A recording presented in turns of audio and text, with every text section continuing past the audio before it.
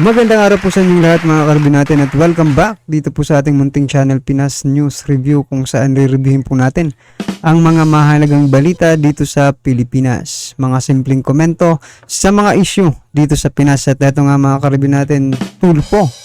Pina-Raffy Tulfo in action. Nako, kinasuhan ang dati niyang mga staff. Kulong ang bagsak, preso na. Yan mga karabin natin ang ating alamin mula po rito kaya Sagam TV, yan, nasa description po ang full video link ng balitang ito. Subscribe na po kayo at kung bago ka pa lang at di pa po nakapag-subscribe sa ating munting channel, please don't forget to subscribe at i-click na rin po ang bell notification para updated ka po sa lahat ng ina-uploads nating reaction video. At ito na nga, sama-sama at sabay-sabay po natin pakinggan, panoorin at bigyan ng reaksyon ang balitang ito. Ito na po. Welcome back mga kabayan, nagbabalik po muli ang inyong lingkod upang magbigay sa inyo ng mga bago at nagbabagang mga balita. Naku po, paano kaya ang gagawin ni Tulfo dahil sinumbong siya sa sarili niya mismong palabas na Raffy Tulfo in action. Ang may kagawan ng mga ito ay ang dati niyang mga staff sa kanyang programa na Raffy Tulfo in action. Hindi na umano kinaya ng mga dating staff ang mga pinaggagawa ni Senator Idol Raffy Tocmol sa pagpapahayag niya ng mga fake news at ang pagpapahiya niya sa mga taong tumadaan sa kanyang programa. Isang senador na duldog dapat na ngang ikulong. Para sa buong impormasyon, panoorin ang buong video at kung bago ka pa lamang sa aking channel, huwag. So yan mga karabin natin, marami na nga po ang umaangal, nagrereklamo dito kay Senator Idol Raffy Tulfo na, 'di ba? Bakit daw hindi na wala nang ingay yung investigasyon diyan sa PCSO, 'di ba? Sabi ng ating mga kababayan na nagko-comment po bakit daw nung una napaka-agresibo, no? At talagang porsigido si Senator Tulfo sa pag-uungkat ng katotohanan dyan sa PCSO. Pero bakit daw ngayon ay bigla na lang, ha? Di umano. Pero nakikita rin naman ng iba at ng iilan nating lahat, no? Na biglang tumahimik po itong si Senator Idol Raffy Tulfo dyan po sa kaso ng PCSO. Nako. At eto nga, sariling mga staff niya. Nako, eto pakinggan po natin. Kakalimutang mag-subscribe, pindutin ang notification bell at piliin ang all upang laging maging updated sa mga bago at nagpapagang mga balita at sa mga solid viewers natin dyan. Maraming salamat po sa patuloy na pagtangkilik sa ating channel. Ang isang ito ay naging usap-usapin din sa mundo ng social media. Merong isang netizen na nagsabi, mga mahusay talaga, lalong tumaas yung critical thinking skills at reasoning ko. Salamat po, more videos please para mas lalo pa kaming matuto. At sabi din naman ng isang netizen, parang natatandaan ko yan, dati siyang complainant, maganda siya, medyo matangkad, nagkaproblema sa mga magulang. To make the story short, hired ni Raffy Tulfo to be a reporter sa show niya. Naghahanap ng work si girl dahil gusto daw mag-aral at matulungan din ang mga kapatid. If I remember it right, siya ang eldest among the siblings. After a couple of months or so, nag-quit si girl. Ang rason ni Tulfo kaya nag-quit ay dahil mag-aaral daw. Nag-work para makapag-aral. Nung nagkatrabaho, nag-quit kasi mag-aaral. Dun pa lang nagduda na ako. Does it make sense? Something's fishy, right? At sabi din naman ng isang netizen, since public figure siya at nasa service siya, may karapatan ng madlang people tingnan ang kanyang private life, works of ethics to skeleton on the closest. Naaalala ko yung kwento ng first daughter na si Grandy ni Raffy Tulfo na tinakasan niyang responsibilidad as ama para mapunta kay Jocelyn para yumaman siya. Yung mga estudyante pa siyang pinatos at babaeng iniwan sa isang mall dahil sa selos. Tapos ginagamit anak niya para makakita ang mga girlfriends niya since walang tiwala si Jocelyn kay Raffy. Hindi na ako magtataka if type ni Raffy mala-Barbara Milano ang ganda. Ay dapat nga bang pakinggan? Isa ba itong pamumulitika lamang? Itong nababalitang nais na lumantad ng mga mga dating staff ni Senator Raffy Tulfo, dapat bang malaman ito ng taumbayan? O dapat na panatilihin na lamang silang tahimik? So, makikihiram po muna tayo ng video ni Mr. Mike Cervera. Eto na nga, Diyos ko, issue. Sobrang issue ngayon nito mga kababayan ha. Ay nako, si Raffy Tulfo. Grabe, idol talaga no. Sobrang idol ni Raffy Tulfo. Ito na nga ngayon. Napanood niyo ba yung content ni Attorney Libayan? Si Attorney Libayan, abogado na vlogger. Ngayon, meron siyang binabanggit doon. Yun yung pag-uusapan natin na alam ko din. Na matagal ko nang alam yun. Oo. Ay nako, si Attorney Libayan, hindi pa kasi inisplok eh. Maganda kasi mauna si Attorney Libayan. Oo, gusto ko marinig yung niya, paliwanag niya doon. Diba? Kasi ganito yun. Ay nako. Yung sabi niya, nagbabagang balita. Totoo yun eh. Hindi lang si Attorney Libayan ang nakakaalam nun. At tingin ko, yung source ni Attorney Libayan, yun din yung nagsabi sa akin. Kasi, ganito yun. Itong kaibigan ko na to, merong sariling production na house. Meron siyang editing house. Basta yun, nasa showbiz din. Malaki yung yung influential niya sa showbiz. Itong source ko tungkol dito nga sa mga lumalabas na issue ni Idol Raffy Tulfo. Oo, idol talaga. Nako naman, yari to.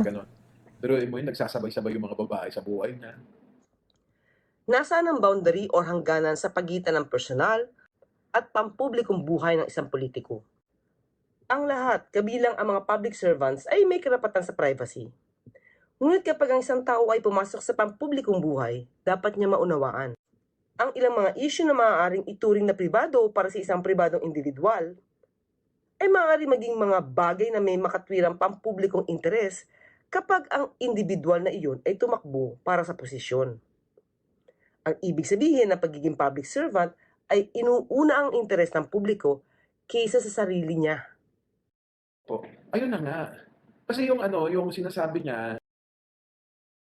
So yan mga karibin natin, pag ikaw po ay isang opisyal no, ng ating gobyerno, sinasabi nga ng karamihan, wag ka pong maging balat sibuyas, di ba?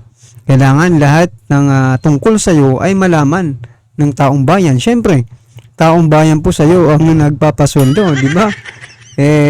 Di ba, kung for example, kung boss mo yung isang isang kumpanya, may boss ka, di ba? O iba, bina-background check pa yan bago ka makapasok sa isang posisyon. Kayo pa kaya nasa public service, di ba? At ito na nga. Iko-connect ko lang doon sa sinasabi ni Ma'am Maharlika, no? Ni Ma'am Maharlika. Na 1 bilyon daw di umano, no? Yung bayad yan, sa PCSO. Kaya pala maraming nag-comment doon sa isang video natin, mga karibin natin, na sinasabi nga, ayan, kasi ang dami mong asawa. Ito pala yung tinutukoy nila, mga karibin natin, si Senator Idol Raffy Tulfo pala. Nako. Na puro mga staff ito ni yung mga dating staff ni Raffy Tulfo. Ito ngayon yung mga, alam niyo yung mga nagsama-sama sila para i-expose. Kasi hindi naman paninira yun, di ba mga kababayan, kung magsasabi lang sila ng totoo. At itong mga ito, matagal nang gustong magsalita. Kaya nagulat ako, napanood ko si Attorney Libayan, yung mga staff daw na nagbabagang balita, yun na nga, kasi mahirap din kasing alam niyo na, di ba? Alam niyo naman si Raffy Tulfo masyadong na may personal din di ba? Good afternoon po, Odi Linon, shout out po. Kaya mahirap din basta-basta na nagsasalita ka. Pero alam niyo, maaaring bukas sa isang araw o sa isang linggo, magsalita na itong mga ito. Itong mga ito, naku, may mga itsura, yung mga dating staff ni Idol, Raffy Tulfo, mga boss. Nandiyan na si Bisdak, yan ang idol nila, di ba? Oo. Ayun na nga mga kababayan, shout out sa 100 plus na nanonood. Oo. So, kung magsasalita itong mga staff ni hello? Ano pa? Ay, yung mga staff na magsasalita na. Alam ko yun. Kailangan mo malaman. Alam mo kung hindi ko galing. Totoo pala to. Nakausap ko sila. Kaya alam mo naman ako mauna. Napanood ko kay Attorney Libayan. Okay yun. Balita ko kaya siya na para may gagawin sila. Hindi ko alam yun ha. Pero may narinig ko yun, pero wala pa akong masyadong matibay na ebidensya. Mahirap isplok eh. Oo. Oo, di ba? Oo. Legit yan. Hindi nyo narinig yun. Babae. Ano gano'n? Kasusunod yun na alamin. Oo. Pag may legit na ano na. Na informasyon talaga, yung meron ng patunay. Oo. So yun guys, kayo, anong masasabi nyo? Legit ba talaga na? Kasi di ba? YouTube to. Oo. Yung po mga boss Brap TV o babaero, legit yan. Oo, legit nga. Yan ang idol nila. Oh, yun lang nga mga kababayan. Kasi malayo yung pinuportray niya na ganito siya, di ba? Tapos yung totoo talaga sa buhay niya, ganun pala. Sa pagkaakala ng maraming tao, napakabait, pamilyadong mabait sa pamilya. Tapos, eto na ngayon, naglalabasan, mga kababayan. So yan mga karibin natin, ang tanong na lang, no, ano po ang first impression nyo pag nakikita or naririnig nyo po si Senator Raffy Tulfo, no? Para sa akin po, eto, personally mga karibin natin, pag nakita mo, wala kang alam for example, hindi mo talaga alam yung mga nangyayari sa kanya, di ba? Respected, no? Respetado. Paggalang-galang, responsible, ganun, di ba? Honest, di ba? Trustworthy, ganyan. Yung mga magagandang adjective, di ba? Ano tawag dyan? Mga katangian, yan. Yung mga magagandang katangian ng isang Pilipino, nasa kanya siguro. Pero, dahil po dito sa mga lumalabas, mas lalong nakikilala po natin si Senator Idol Raffy Tulfo, diba? Kung kilala mo dati siyang palaban, no? Ewan ko lang kung masasabi mo pang palaban nung napanood mo yung nasubaybayan mo yung kaso ng PCSO, diba? Na bigla nilang tumahimik. So, palaban pa rin ba? O dito naman sa mga lumalabas na mga issue na about sa babae, karespeto pa ba? Well, syempre. Senador yan eh. Pero dapat talaga maging transparent, di ba? Sa taong bayan. Kasi taong bayan po ang nagpapasahod at pera po ng taong bayan ang ginagamit nila sa kanilang mga projects, di ba? Kaya respeto sa taong bayan. Yun po, no, talaga. So yan, mga karibin natin, ano po ang inyong masasabi dito sa mga, ano ba ito, pinupolitika lang si Senator Idol Raffy Tulfo or talagang totoo ito? Di ba? Comment na po sa baba para at isa lang po ng ating mga kababayan ang inyong nararamdaman patungkol po sa balitang ito, right? Kung bago ka pa lang at di pa po nakapag-subscribe sa ating munting channel, please don't forget to subscribe.